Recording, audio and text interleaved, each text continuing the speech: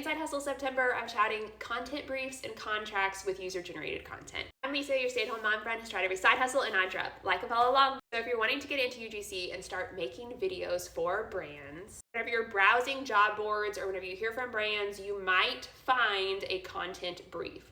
And what that basically is that is a description of the job. It's got the product that or service that they're trying to sell, a description of like, do they just want brand awareness? Do they want you to have a call to action on the video and like direct people to make a purchase? You want to make sure that your video aligns with the brand. They might also give you their brand colors, their fonts, a little bit about the brand so that you can make sure you replicate their same energy. If they're a very serious brand, they might not appreciate a funny ad. So you always want to be sure that you read those content briefs in full before you agree to working with a brand.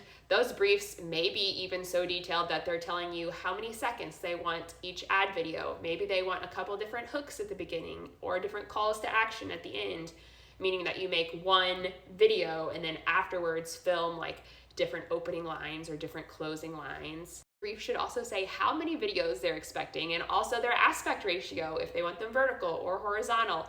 Maybe they just want one video from you, but they want it both vertically and horizontally. If that happens in that case, I would try to form a wide horizontal video with a lot of white space on the sides with mainly you or your subject in the middle. That way you can crop it later into a vertical format, so you only have to film once and you don't have to do two separate videos. I'll also probably tell you the resolution that they want the video file in, so I always make sure that in my phone settings, which is where I'm recording everything, that the resolution matches what the brand is asking for, or the resolution is better, because if I do any zooming or cropping on that video, if I am at a higher resolution, then hopefully it'll at least be like if they want a 1080 resolution. If I'm filming at 4K and then like doing any zooming or cropping, eventually after I do my editing, it'll be that 1080 that they'd like. We can talk more about editing later. In terms of contracts, you want to make sure there are clear deadlines. A lot of times the brands will want to know your concept before you even get started filming. So you'll storyboard or have an example script to send them. Something that's very common is to have a rough draft deadline and then 2 rounds of edits. Definitely want to make sure that the contract talks about your fees, how exactly they're paying you, and when you can expect that payment. If possible, I always like to have some payment up front because you are putting in the work and hours into designing a concept. There should be a cancellation clause for either party. If somebody cancels, there should be consequences. More UGC tips coming tomorrow. I'm cheering for you, friends.